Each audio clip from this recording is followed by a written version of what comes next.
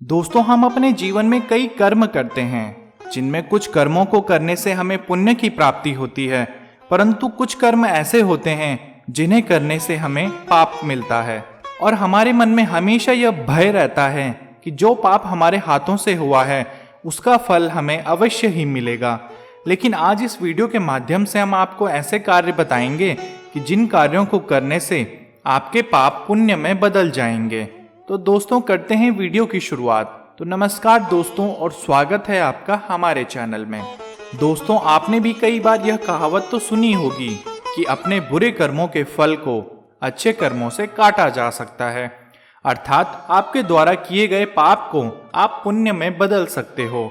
दोस्तों, एक कथा के अनुसार कई वर्ष पहले एक राज्य में एक उदंडी राजा था जो बहुत ही ज्यादा क्रूर प्रकृति का था। वह अपनी प्रजा को हमेशा परेशान करता रहता था। वह ऐसा राजा था जो अपनी ही प्रजा से धन लूटता था। परंतु एक दिन राजा अकेले में बैठकर अपने कर्मों के बारे में विचार करने लगा और उसने यह सोचा कि वह अब अपनी प्रजा को परेशान नहीं करेगा और हमेशा अच्छे कार्य करेगा। और इस विचार के पश्चात वह जरूरतमंदों की मदद करने लगा और जो लोग भूखे थे उनका पेट भरने के लिए प्रयास करने लगा। और राजा ने अपने खजाने से आधा धन गरीबों में भी बांट दिया।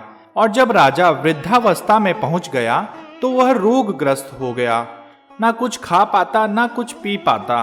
परंतु उसी समय उस राजा के एक जवान पुत्र की भी मृत्यु हो गई।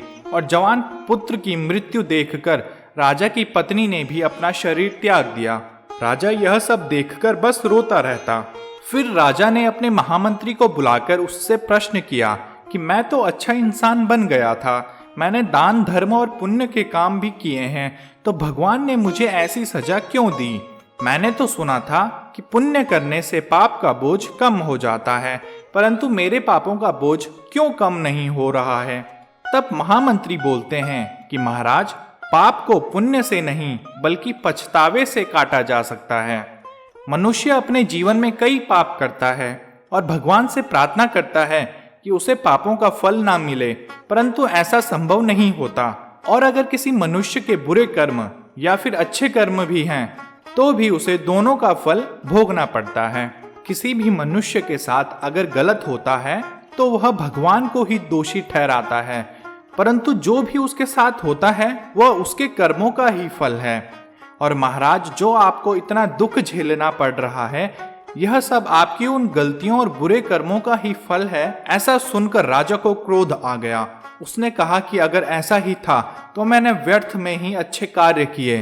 तब महामंत्री राजा से कहते हैं कि आपने जो भी अच्छे कार्य किए हैं उनका भी फल आपको मिलेगा, परंतु अभी आपको आपके पापों का ही फल मिल रहा है।